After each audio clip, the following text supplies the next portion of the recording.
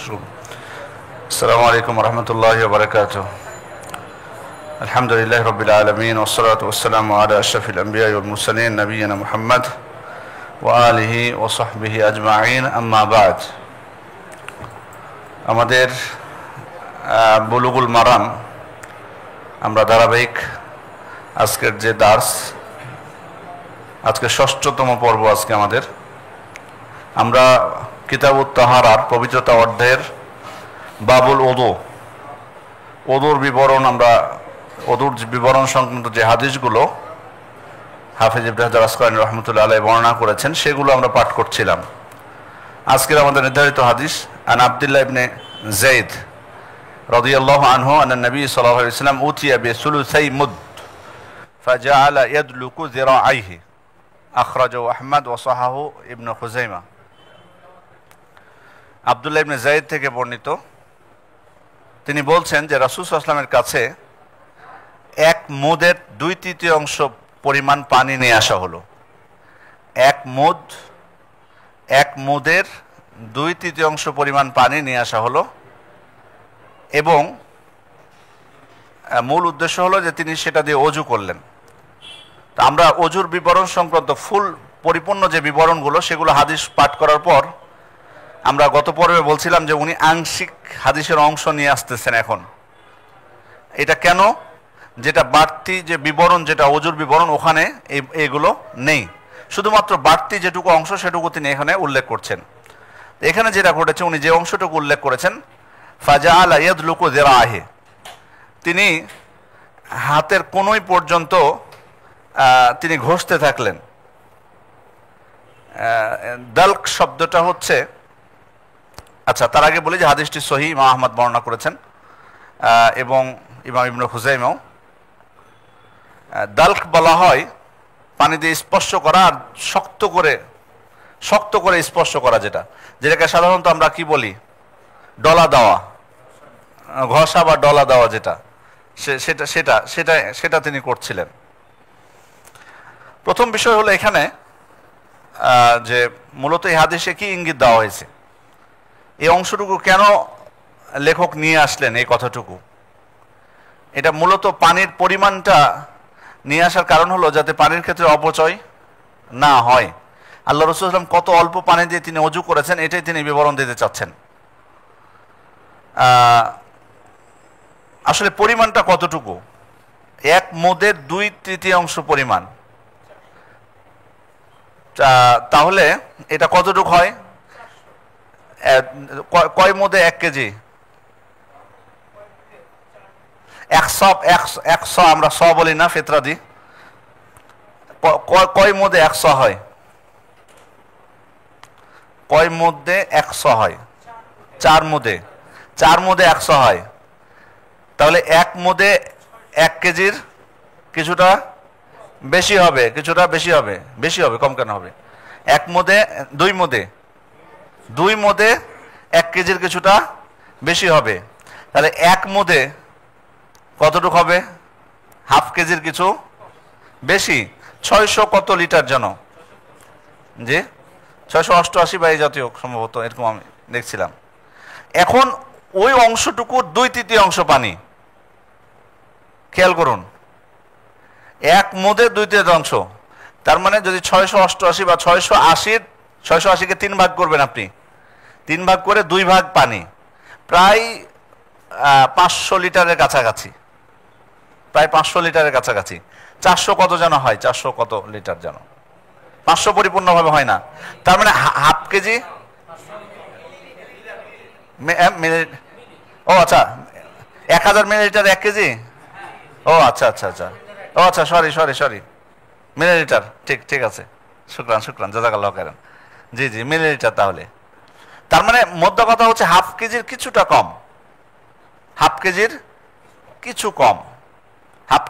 কম, এটুক পানি দিয়ে আল্লাহ রাসূল সাল্লাল্লাহু আলাইহি ওয়াসাল্লাম ওযু শেষ করেছেন।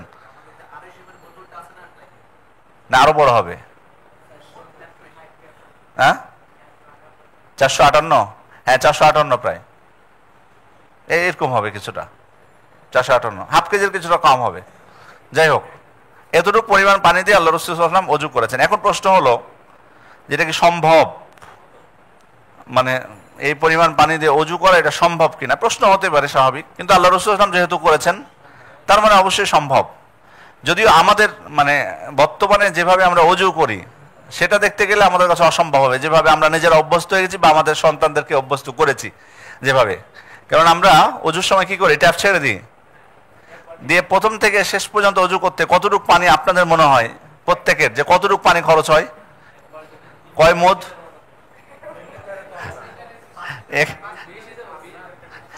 এখানে এখানে বলা হলো যে 1 মুদের 3 ভাগের 2 ভাগ পানি।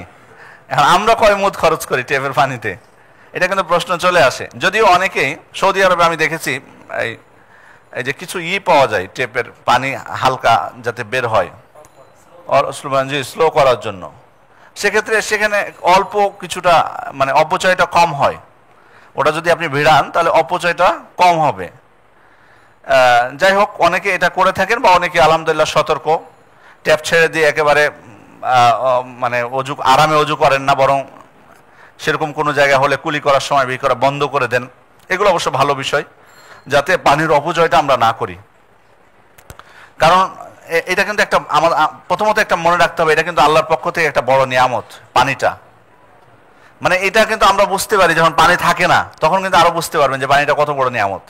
যদি এমন হয় যে আল্লাহ হেফাজত করে আমাদের কাছে 3 দিন পানি আসবে না এই লাইনে এখানকার, তাহলে কেমন মনে হবে, কতটা কষ্টের মধ্যে পড়বেন। শুধু তো অজু করা না, ওয়াশরুম আছে, গোসল আছে, কত কি, কাপড় ধোয়া থেকে শুরু করে, যাদের ছোট বাচ্চা আছে, কত কি সমস্যা।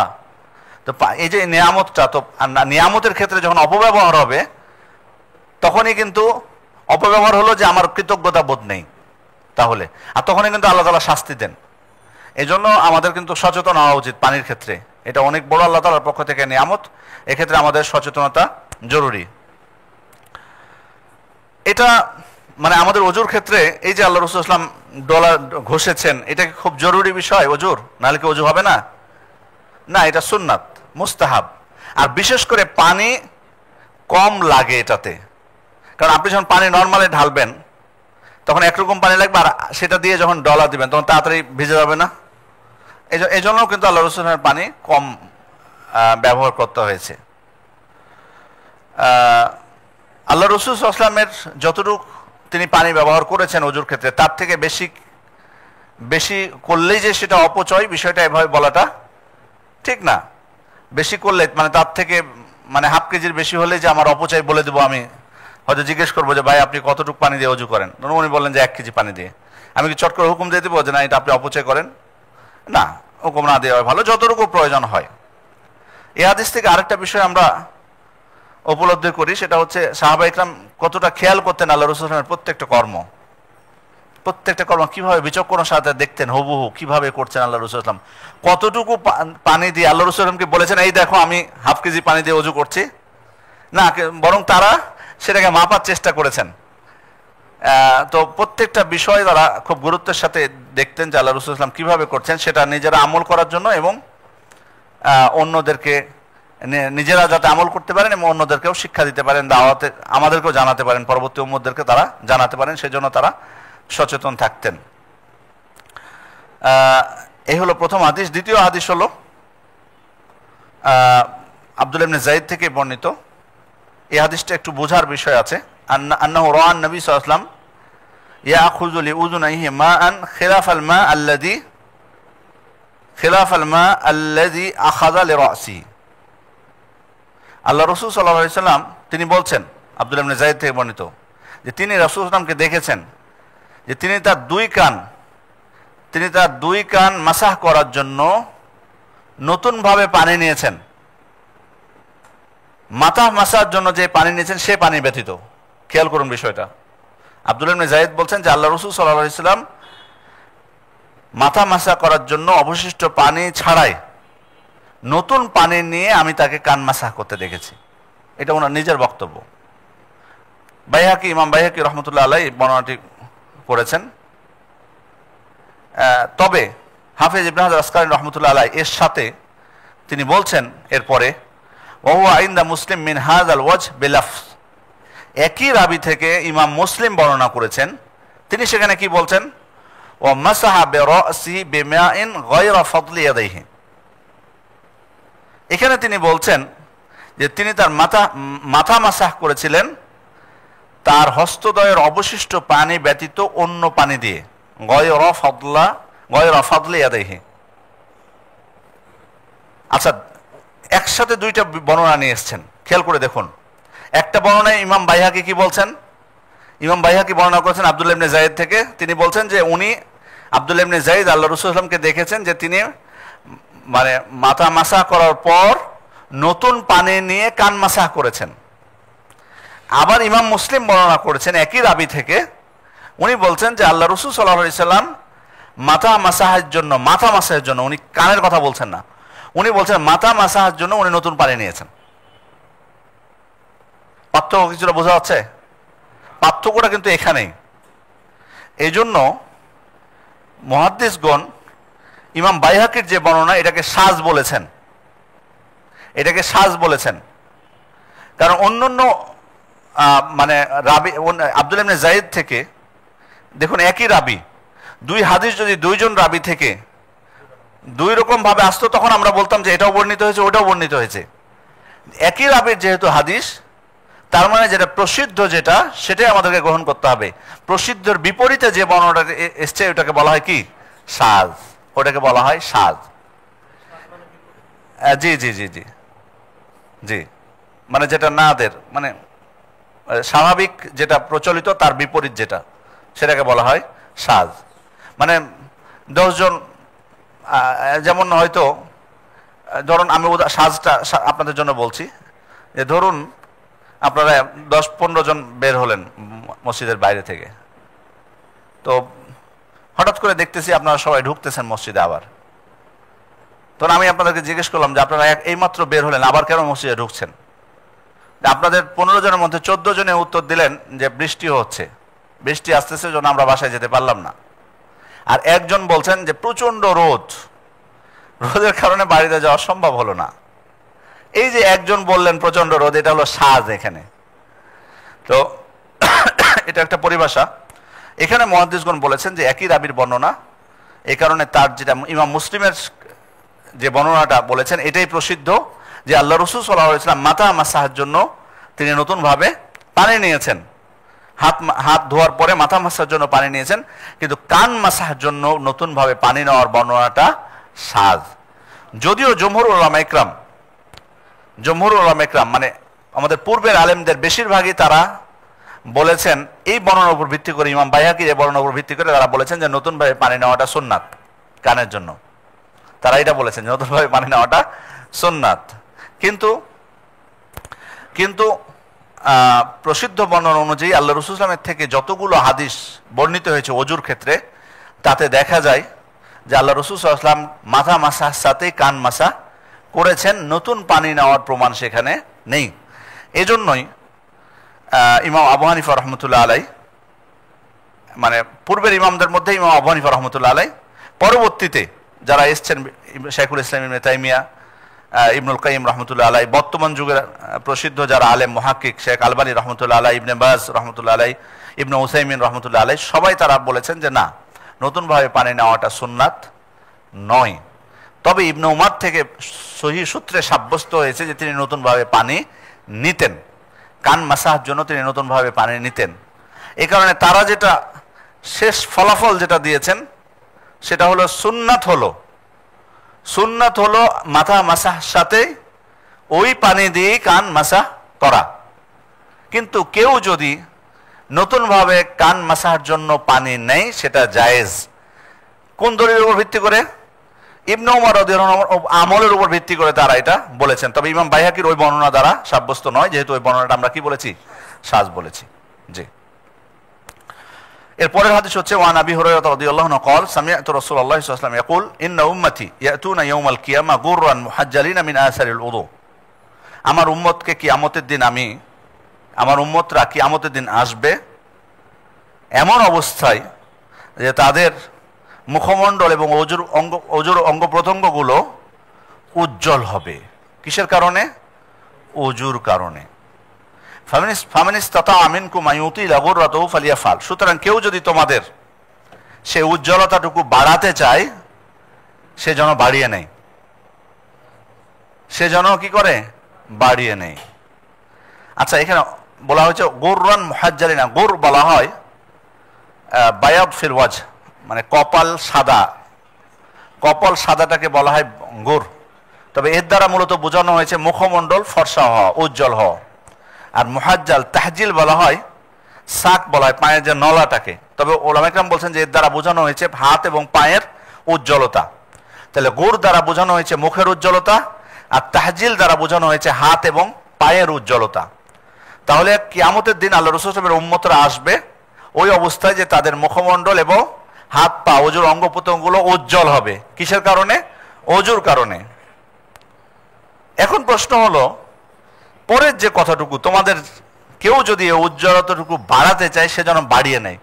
কিভাবে বাড়াবে উজ্জ্বলতা? বেশি করবে। জি, ঘষবে। উনি বলছেন যে ঘষবে ভালো করে, আর আপনি বলছেন বাড়াবে। তার মানে এ পর্যন্ত ধুতে বলছেন, তাতে গোসল করে নিলে পুরোটাই জ্বলবে। জি, অজু থাকার পরও অজু করবে, এটাও সুন্নাত, আল্লাহ রাসূল সাল্লাল্লাহু আলাইহি ওয়াসাল্লাম থেকে সাব্যস্ত হয়েছে যে অজু থাকা সত্ত্বেও তিনি নতুন ভাবে অজু করতেন, তবে অপরিহার্য না। জি জি,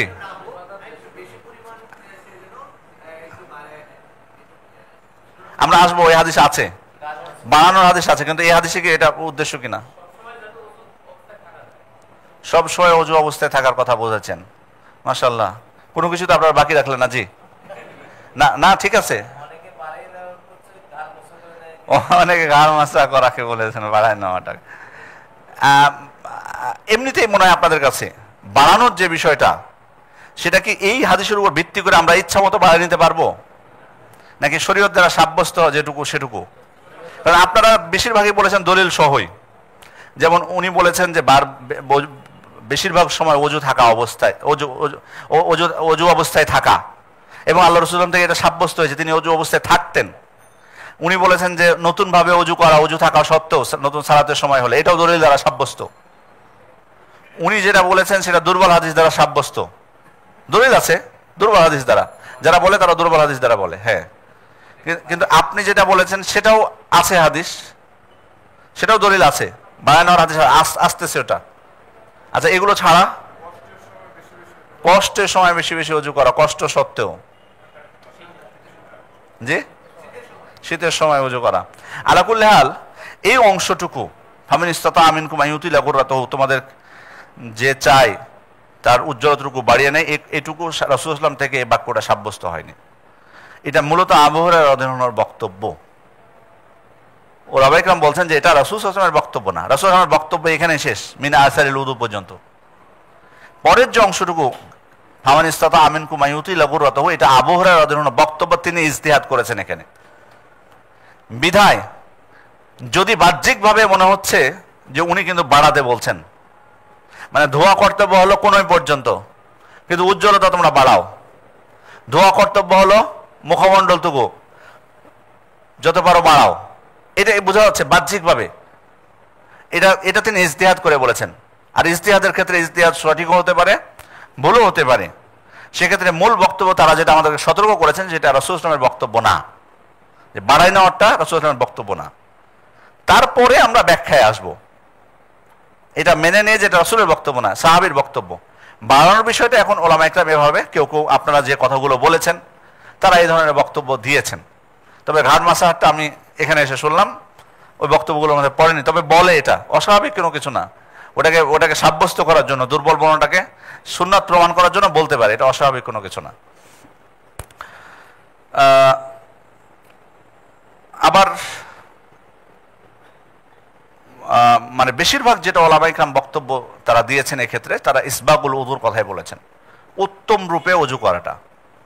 আবু হুরায়রা রাদিয়াল্লাহু আনহু তারা বলছেন যে আবু হুরায়রা রাদিয়াল্লাহু আনহু এখানে আসলে বাড়াতে বলেননি ইচ্ছা মতো, বরং তিনি বুঝিয়েছেন যে এখানে উত্তম রূপে অজু করতে হবে, সুন্দরভাবে অজু করা। ইসবাগুল উযু তার মানে শীতের সময়, শীতের যে বিষয়টা আপনারা নিয়ে এসেছেন এটাও কিন্তু এখানে উড়িয়ে দেওয়া যাবে না। কারণ শীতের সময় আমরা কি একটু চাই স্বাভাবিকভাবে যে আমার ঠান্ডা একটু কম লাগুক, কিন্তু আমাকে তখন পরিপূর্ণভাবে অজু সুন্দরভাবে করতে হবে।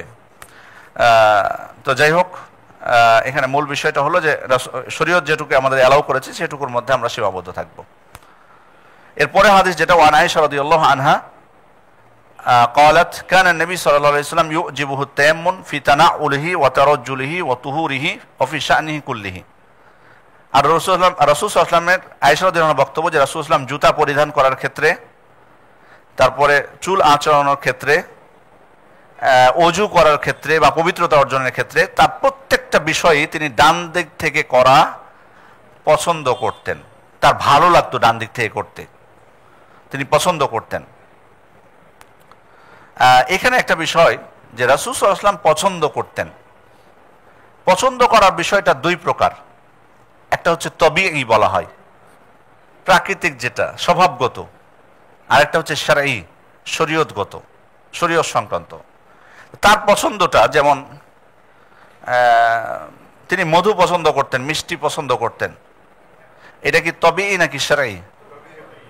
তবিঈ এটা, তবে এটা প্রাকৃতিকগতভাবে আল্লাহ রাসূল সাল্লাল্লাহু আলাইহি ওয়াসাল্লামের পছন্দ ছিল। এটা তিনি মধু পছন্দ করতেন, মিষ্টি পছন্দ করতেন, এটা তবিঈ।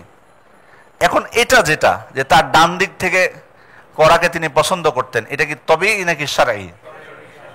এটা শারঈ। এটা বেশিরভাগ উলামা কেরাম বলছে এটা শারঈ। শারঈ কারণটা কি, কিভাবে আমরা বুঝলাম যে এটা শারঈ?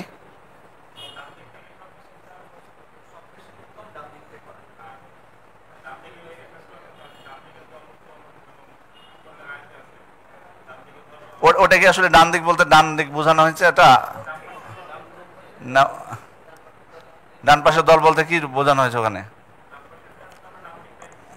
এই ডান দিকের, জি আসলে মূলত এটা বোঝানো, কারণ আল্লাহ রাসূলের নির্দেশ আছে আলা ফায়ামিনু, তোমরা ডান দিক থেকে শুরু করো, তার নির্দেশ আছে স্পষ্ট। তার নির্দেশ দ্বারা বোঝা যাচ্ছে যে তার এই পছন্দটা কি শারঈ, এটা শুধুমাত্র তবিঈ না, এটা শুধুমাত্র তবিঈ না। সাধারণত যেগুলো সম্মানিত বিষয়, ভালো বিষয়, ইতিবাচক, সেগুলো সাধারণত ডান দিক থেকে করা হয়। যেমন পোশাক পরিধান করা, পায়জামা পরিধান করা, মোজা পরিধান করা, জুতা পরিধান করা, মসজিদে প্রবেশ করা, মেসওয়াক করা, তারপরে চোখে সুরমা দেওয়া, নখ কাটা, চুল আঁচড়ানো, মাথা মুন্ডন করা, সালাম ফিরানো সালাতের, তারপরে ওয়াশরুম থেকে বের হওয়া, খাওয়া দাওয়া করা, মুসাফাহা করা, হাজরে আসওয়াদ স্পর্শ করা, এগুলোতে কি বোঝানো, কি বর্ণিত হয়েছে? সবগুলো ডানটাকে প্রাধান্য দেওয়া হয়েছে। এর বিপরীত যেগুলো, যেমন ওয়াশরুমে প্রবেশ করা, মসজিদ থেকে বের হওয়া, ইস্তিনজা করা, ইস্তিনজা ডান হাতে নিষেধ করা হয়েছে না, বাম হাতে করতে বলা হয়েছে। কাপড় খোলা, মোজা খোলা, জুতা খোলা, এগুলো কি স্পষ্ট হবে? জুতা খোলার কিন্তু হাদিস স্পষ্টভাবে বর্ণিত হয়েছে, খোলার সময় কোন দিক থেকে খুলতে? বাম দিক থেকে খুলতে বলা হয়েছে, বাম দিক থেকে খুলতে বলা হয়েছে। তাহলে ওইগুলোর কাজে উত্তম হলো কি, বাম দিকেরটা হচ্ছে উত্তম। আর এখানে মূলত ডান দিকের এর সাথে কোনো কিছু দেওয়া, কাউকে নেওয়ার বিষয়টাও ডান দিকেই হওয়াটাই অন্তর্ভুক্ত হবে। এটা ডান দিকে আপনি কোনো কিছু কাউকে দিচ্ছেন, এটাও ডান হাতে, কোনো কিছু নিচ্ছেন সেটাও যেন ডান হাতে হয়। এখন প্রশ্ন হলো যে সাধারণত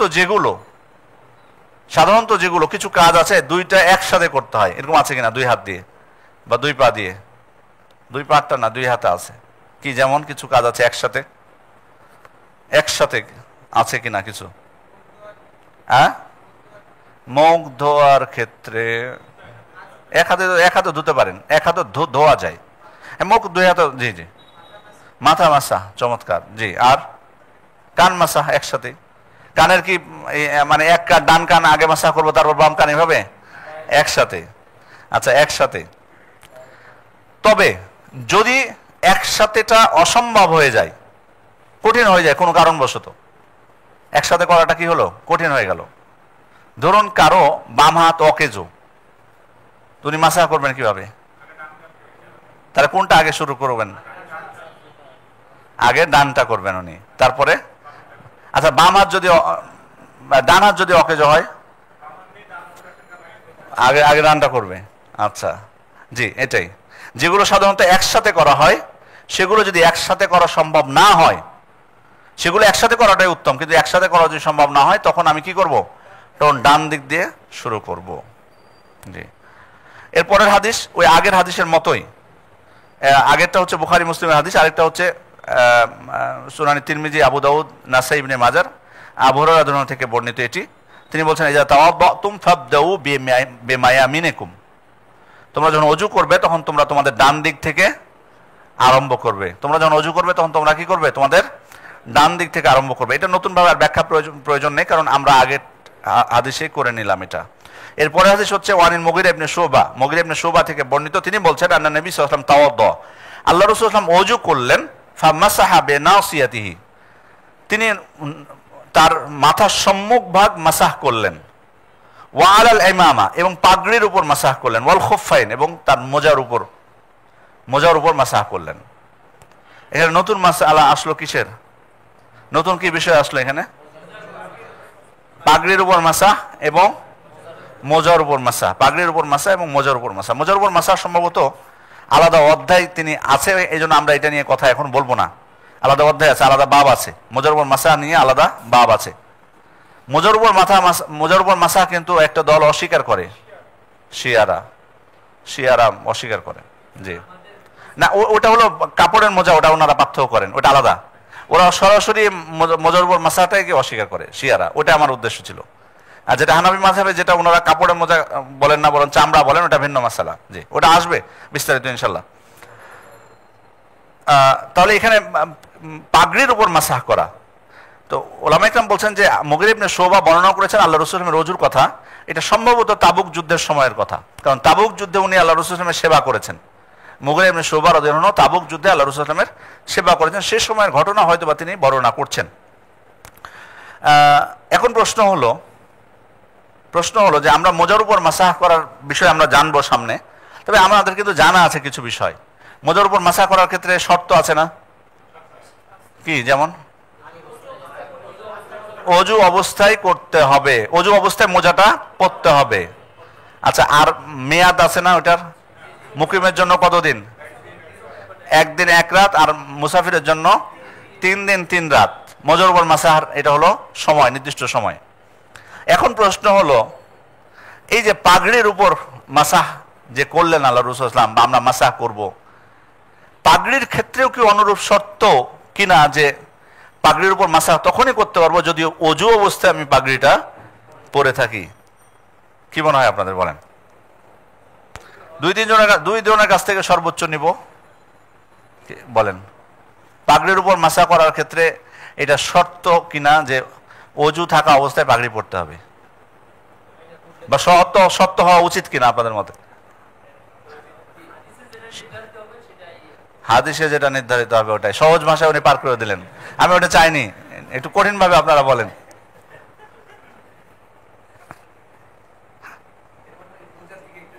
কূটনীতিকদের, যারা কূটনীতিক হয়, বা কূটনীতিক শব্দটা আবার খারাপ হতে পারে, আমি কূটনীতিক বলতে যারা ডিপ্লোমেসিক, যারা বিভিন্ন দেখবেন তাদের উত্তরগুলো ওই জাতীয় হবে, দেখেন না, আমভাবে, মানে পার করে দেওয়া কোনোভাবেই। খুব বিচক্ষণতার সাথে সাংবাদিকদের সামনে যখন আসবে, আমরা তো যে উড়াই দিই তাদেরকে, ওরা কিন্তু যেই সেই মানুষ না, সেই প্র্যাকটিস, অভিজ্ঞতা, দক্ষতা থাকে। জি, আচ্ছা, মানে এমনভাবে কথা বলবে আপনি আর প্রশ্ন করতে পারবেন না। কিছু বলছেন কেউ এ বিষয়ে? বলেছেন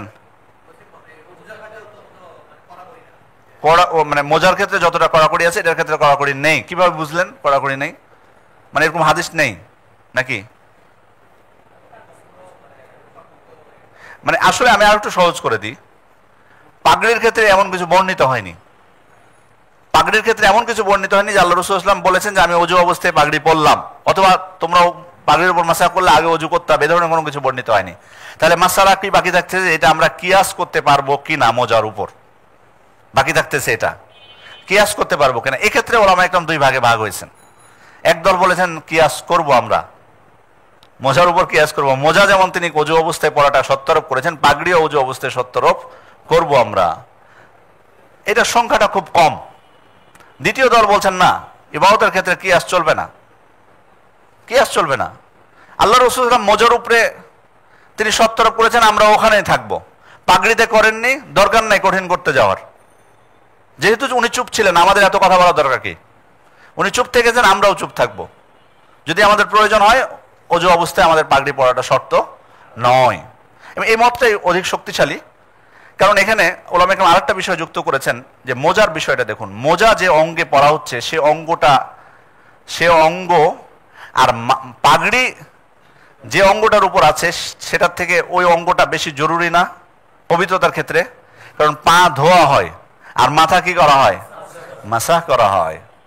ওই জন্য ওনারা বলছেন যে এক্ষেত্রে পায়ের সাথে মাথাকে তুলনা করা যাবে না, তোমাদের কিয়াস বাতিল। এখানে যদি পা ধোয়ার মতো এটা অঙ্গ হতো তখন তোমাদের কিয়াস নিয়ে হয়তো আমরা কিছুটা কথা বলতাম, প্রয়োজন মনে করতাম। এখানে প্রয়োজনই মনে করছি না, কারণ মাথা এখানে মাসাহ করতে হয় আর পা ধুতে হয়। বিদায় এখানে কিয়াসের কোনো প্রশ্ন নেই, সুযোগই নেই। আর আল্লাহ রাসূল যেহেতু চুপ আছেন সেহেতু আমরাও চুপ থাকবো, এখানে আমরা সত্যারোপ করবো না। দ্বিতীয় মাসালা যেটা এখানে, সেটা হলো যে মুদ্দা, সময়। পাগড়ির উপর কতদিন আপনি মাসাহ করতে পারবেন? কতদিন পাগড়ি পরে? আসলে একজন মানুষ পাগড়ি কতক্ষণ পর্যন্ত পরে থাকতে পারে? মজা না হয়ে পারে পাগড়িও পারবে না 3 দিন। আমরা তো পড়ি না, যারা পরে তারা বলতে পারবে ঘুমানোর সময় কি করে। পাগড়ি খুলে রাখে না। আচ্ছা, যাই হোক, মুদ্রা কথা হচ্ছে, মুদ্রার ক্ষেত্রেও তারা বলছেন যে আল্লাহ রাসূল যেহেতু এক্ষেত্রে কোনো কিছু বর্ণিত হয়নি, সেহেতু এই বিষয়টা তো আমরা ওখানে যেমন কিয়াস আমরা নিষিদ্ধ করে দিলাম যে কিয়াস চলবে না এক্ষেত্রে, সেহেতু এখানেও কিয়াস চলবে না। বিদায় এখানে চুপ থাকবো আমরা। উনি যতদিন প্রয়োজন মনে করে, যতটুকু প্রয়োজন হয় উনি করবেন। জি। এরপরে হাদিস হচ্ছে আন জাবের ইবনে আব্দুল্লাহ রাদিয়াল্লাহু আনহুমা ফি সিফাতি হাজ্জিন নবী সাল্লাল্লাহু আলাইহি ওয়াসাল্লাম। জাবের রাদিয়াল্লাহু আনহু আল্লাহ রাসূলের হজের বর্ণনা দিতে যেয়ে বলছেন, ইবদাউ বিমা বাদা আল্লাহু বিহি, আল্লাহ তাআলা যা দ্বারা আরম্ভ করেছেন সেটা দ্বারা তোমরা আরম্ভ করবে। এটা সাইর ক্ষেত্রে বলেছেন। সাইর ক্ষেত্রে মূলত আল্লাহ তাআলা যেটা দ্বারা আরম্ভ করেছেন তোমরা সেটা দ্বারা আরম্ভ করবে। আল্লাহ কি দ্বারা আরম্ভ করেছেন? ইন্নাস সাফা ওয়াল মারওয়াতা মিন শাআইরিল্লাহ। কি দ্বারা শুরু করলেন আল্লাহ? সাফা দ্বারা। তার মানে তোমরা সাই শুরু করবে কোন থেকে? সাফা দ্বারা। আবার আল্লাহ রাসূল সাল্লাল্লাহু আলাইহি ওয়াসাল্লামের থেকে খবর, এটা তো নির্দেশ সূচক, এটা নির্দেশ যে তোমরা শুরু করবে। আবার এটাও বর্ণিত হয়েছে যে আমি শুরু করব। আবদাউ বিমা বাদা আল্লাহু বিহি, খবর সূচক। ওটা হলো আমর, এটা হলো খবর সূচক। তিনি বলেছেন কি যে আবদাউ বিমা বাদা আল্লাহু বিহি, আল্লাহ যা দ্বারা শুরু করেছেন তা দ্বারা আমি শুরু করব। আচ্ছা, ইবনে হাজার আসকালানী রাহমাতুল্লাহ এই ওযুর বিবরণের মধ্যে এই হজের বর্ণনা কেন নিয়ে আসলেন? এই হাদিস কেন, মানে কি আপনাদের কি মনে হয়? কি বুঝেছেন? এটা হলো হজের ক্ষেত্রে স্পষ্ট, কিন্তু উনি বলেছেন যে জাবের রাদিয়াল্লাহু আনহু হজের বর্ণনা দিতে যে এই বর্ণনা এটা নিয়ে আসছেন। তো উনি ওযুর অধ্যায় কেন এটা নিয়ে আসলেন? ওযুর ক্ষেত্রে সিরিয়াল মেনটেন করা। জি, এটাই আসলে ওনার উদ্দেশ্য। ওনার উদ্দেশ্য হচ্ছে এটা বোঝানোর জন্য যে সেখানে যেমন আল্লাহ যেটা দ্বারা শুরু করেছেন সেটা দ্বারা শুরু করতে হয়, ওযুর ক্ষেত্রে আল্লাহ যেটা দ্বারা শুরু করেছেন, কি দ্বারা শুরু করেছেন? কোথায় কোরআনে কোথায় বিসমিল্লাহ আছে? ওয়া ইযা কুমতুম ইয়া আইয়ুহাল্লাযিনা আমানু ইযা কুমতুম ইলাস সালাতি ফাগসিলু ওযুহাকুম ওয়া আইদিয়াকুম ইলাল মারাফিকি ওয়ামসাহু বিরুসিকুম ওয়া আরজুলাকুম ইলাল কাবাইন। এটাই মূলত বোঝাচ্ছেন, এটাই মূলত বোঝানো হয়েছে যে আল্লাহ তাআলা যা দ্বারা শুরু করেছেন আমরাও সেটা দ্বারা শুরু করব। এটাই আসলে মূল উদ্দেশ্য। এরপরের হাদিস হচ্ছে জাবের রাদিয়াল্লাহু থেকে বর্ণিত হাদিস, কানা নবী সাল্লাল্লাহু আলাইহি ওয়াসাল্লাম ইযা তাওয়াদ্দা আদার আল মা আলা মিরফাকাইহি। আল্লাহ রাসূল যখন ওযু করতেন তখন তার দুই কোণের উপর পানি ঢেলে দিতেন। দুই কোণের উপর পানি ঢেলে দেন। কোণই হলো এটা, ওযু করলে পানি ঢেলে দিতেন দুই কোণের উপর। হাদিসটা কিন্তু দুর্বল, উনি বলে দিয়েছেন এটা হাদিসের সনদ দুর্বল। কিন্তু এখানে কি জন্য উনি হাদিসটা নিয়ে আসলেন, মানে এটা কি বোঝানোর জন্য? এখানে নতুনত্ব কি আছে?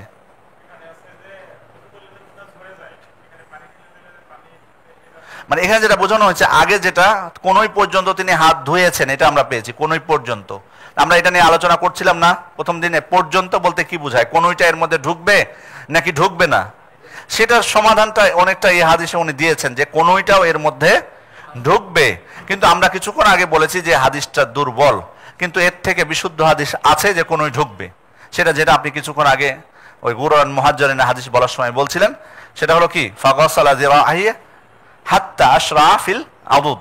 তিনি তার কোনই ধৌত করে কি করলেন, তিনি তার বাহুতে পানি দিতে শুরু করলেন, মানে এটা অতিক্রম করেছেন তিনি, এটা কোনইটা কি করেছেন, অতিক্রম করেছেন। সুতরাং আমাদের হাতে বিশুদ্ধ হাদিস মানে প্রমাণ আছে, এই বর্ণনার আর প্রয়োজন হচ্ছে না আমাদের। লাস্ট যেটা বর্ণনা, আজকের যেটা লাস্ট শেষ হাদিস যেটা আবু হুরায়রা রাদিয়াল্লাহু থেকে বর্ণিত, তিনি বলছেন রাসূল সাল্লাল্লাহু আলাইহি ওয়াসাল্লাম বলেছেন, লা উযুআ লিমান লাম ইয়াযকুর ইসমাল্লাহি আলাইহি। তার আগে এই হাদিসটা কিন্তু এই হাদিসটার আগে কিছু অংশ আছে যে সালাত হবে না ওযু ছাড়া, আর ওযু হবে না আল্লাহ তাআলার নাম যদি কেউ স্মরণ না করে, মানে বিসমিল্লাহ না বলে, তাহলে তার ওযু হবে না, ওযু হয় না। এই হাদিস সহিহ সূত্রে সাব্যস্ত হয়েছে, সহিহ সূত্রে সাব্যস্ত হয়েছে। তাহলে এখন প্রশ্ন হলো যে এটার হুকুমটা কি? কেউ ওযু করতে যে বিসমিল্লাহ বলল না, বিসমিল্লাহ ছাড়াই ওযু করেছে, যে আসরের সালাত পড়েছে আজকে, সে এসে আপনাকে জিজ্ঞেস করলো যে আমি আজকে ওযুর শুরুতে বিসমিল্লাহ বলিনি, আসরের সালাত পড়ে ফেলেছি, এখন আমার আবার পড়তে হবে কিনা ওযু করে, কি বলবেন? হ্যাঁ, তার আমি ফতোয়া জিজ্ঞেস করেছি আপনাদেরকে, পড়তে হবে না, আবার সালাত পড়তে হবে না, তার মানে ওযু হয়ে গেছে। তাহলে এই যে এই হাদিসের জবাব কি দিবেন? ধরেন ইচ্ছা করে ছেড়েছে, ইচ্ছা করে ছেড়ে দিয়েছে বিসমিল্লাহ, হ্যাঁ,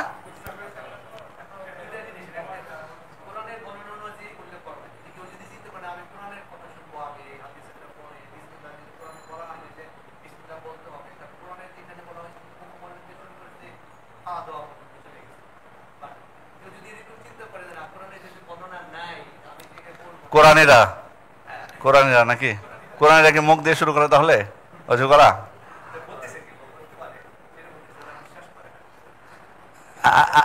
এটা এটা আসলে জমহুর উলামা ইকরাম যেটা বলেছেন এই হাদিসের, যে এটা আসলে লা, এটা একবারে নাফি অর্থে আসবে না বা বিশুদ্ধ হওয়া না, বড় কামাল বোঝাচ্ছে, লা কামাল মানে অজু পরিপূর্ণ হবে না, অজু পরিপূর্ণ হবে না কেউ বিসমিল্লাহ না বললে।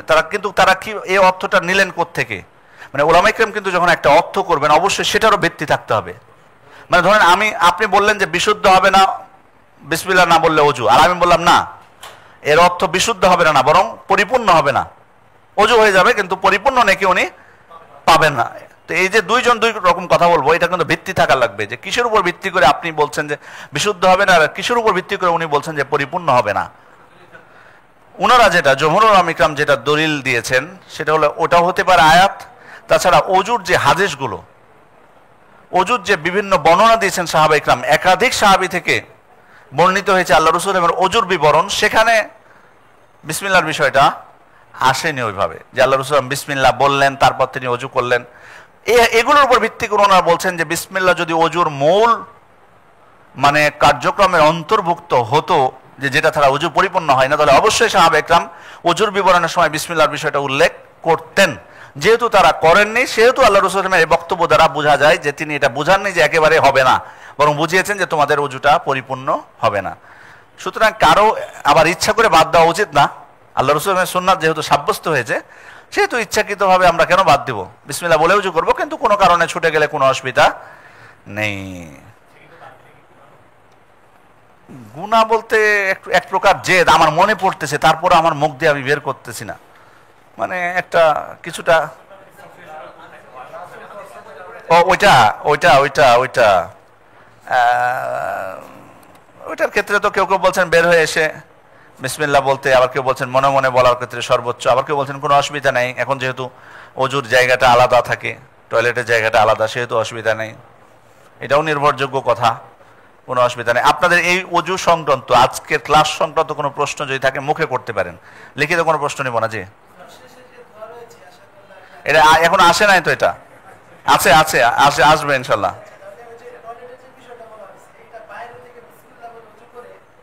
আবার আবার আবার বলা যায় জি, বলা যায় জি জি, আসতেছি আমি, ওই যে উনি আগে হাত উঠিয়েছিলেন জি।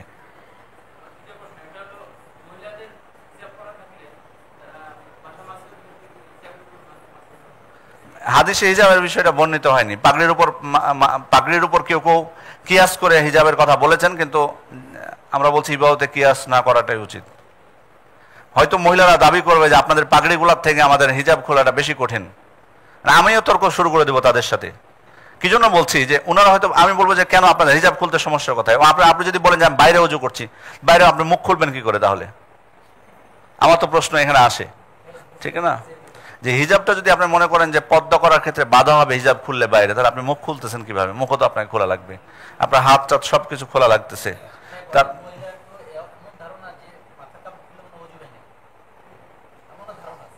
তো ওরে মাথা মাসা করে কি করে? না, এই জন্য আমি মনে করি যে ওনাদের মানে এই কিয়াস যারা বৈধতা দিয়েছেন আমি সমর্থন করি না এটাকে, যেহেতু সে ধরনের কোনো কিছু পাওয়া যায় না। আল্লাহ রসুলের যুগে তো ওনারা পরিপূর্ণভাবে পর্দা করতেন, কিন্তু এমন কিছু বর্ণিত হয়নি। যে আপনার দ্বিতীয় প্রশ্ন,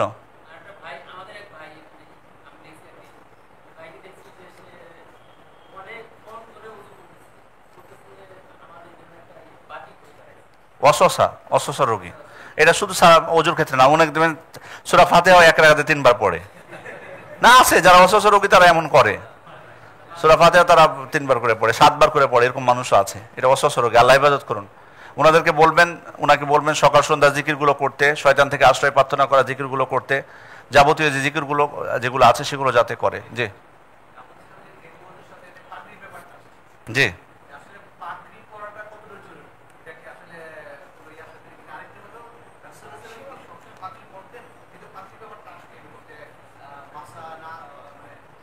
পাগড়ি পরেছেন, কিন্তু এটাকে অনেকে বলেছে এটা তাআব্বুদি বিষয় না, নর্মাল সাধারণ পোশাক আশাকের মতো।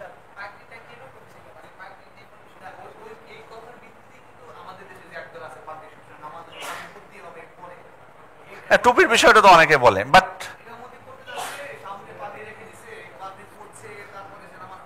না, এতটা ইয়ে করা উচিত না।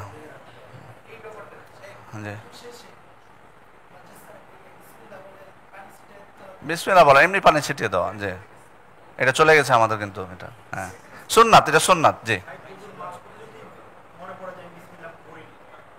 না, আর ফিরবে না।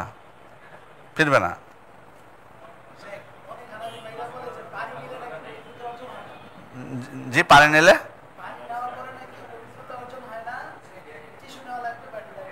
না, ওটার ভিন্ন, এ বিষয়ে আমরা কথা বলেছি, পানি যথেষ্ট।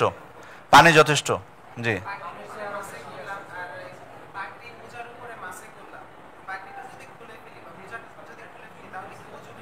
না, অজু ভাঙবে না।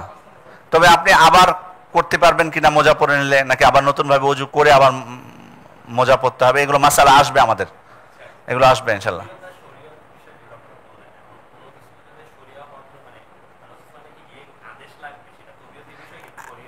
আদেশ না, হয়তো অন্য কোনো আলামত করিনা আসতেছে। না সুন্নাত না, সেটা আল্লাহ রাসূলকে ভালোবেসে অনুকরণ করা, যেটা সাহাবীরা আবার অনেকে করতেন, যেটা ইবনে ওমর আল্লাহ রাসূল কোথায় ধাপ ফেলেছেন ওখানে ফেলার চেষ্টা করতেন, কিন্তু এটা ইবাদত হিসেবে না, এটা জাস্ট আল্লাহ রাসূল করেছেন, আল্লাহ রাসূলকে ভালোবাসতেন বেশি, তাই এটা শিথিলতা আছে, এটাকে কড়াকড়ি করা ঠিক না। তবে শরীয়ত হবে তখনই যদি অন্য কোনো আলামত পাওয়া যায়, সেক্ষেত্রে আলামত একবার আদেশই হতে হবে এটা না, হয়তো অন্য কোনো আলামত এখানে পাওয়া যাচ্ছে, তিনি এটাকে শরীয়তই মনে করেছেন। জি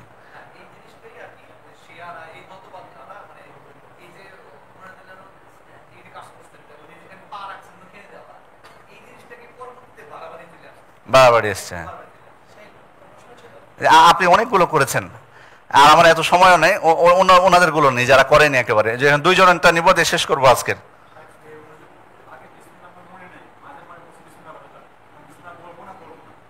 আসলে এক্ষেত্রে স্পষ্টভাবে কোনো কিছু বর্ণিত হয়নি তো যে আপনি ওখানে বলবেন কিনা। তবে এমনি সাধারণ কাজের ক্ষেত্রে কি বলতে হয়? বিসমিল্লাহি আউয়ালু ওয়া আখিরু। এক্ষেত্রে ওযুর ক্ষেত্রে বলবেন কিনা আমি এটা কিয়াস করে বলতে পারছি না এটা এখন এই মুহূর্তে, নাকি চুপ থেকে যাওয়া ভালো হবে। যে ওনারটা শেষ করে, আপনিও নিয়েছেন অনেক প্রশ্ন, ওনারটা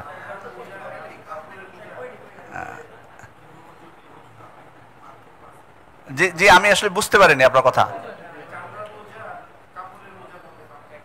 কোনো পার্থক্য নাই, সঠিক কথা। তবে আমরা আসবো আরো ডিটেলস সামনের দিনগুলোতে।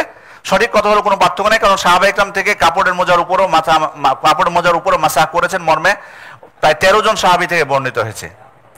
13 জন সাহাবী থেকে স্পষ্ট বর্ণিত, তার মানে তারা আল্লাহ রাসূল সাল্লাল্লাহু আলাইহি ওয়াসাল্লামের বক্তব্য থেকে বুঝেননি যে এটা চামড়ার মোজার সাথে খাস। এই জন্য আমরা বলি যে এটা করা যাবে, কোনো সমস্যা নেই। আর বিশেষ করে আল্লাহ রাসূল থেকে মারফু সূত্রে সহিহ সূত্রে সাব্যস্ত হলে তো আর কোনো সন্দেহ থাকতো না। যেহেতু ওই বর্ণনাটা দুর্বল, এই কারণে আমরা সাহাবা ইকরামের ইজমাটাকে এখানে প্রাধান্য দিই। জি,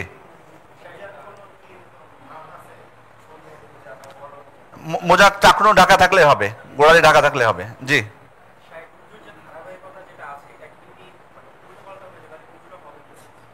না না, ও না, উল্টাপাল্টা করা যাবে না, উল্টাপাল্টা করা যাবে। সোজা যদি উল্টাপাল্টা হয়ে যায় সোজা করে দিবেন তখন, আর যদি বেশি দেরি হয়ে যায় তখন নতুন ভাবে আবার শুরু থেকে করবেন।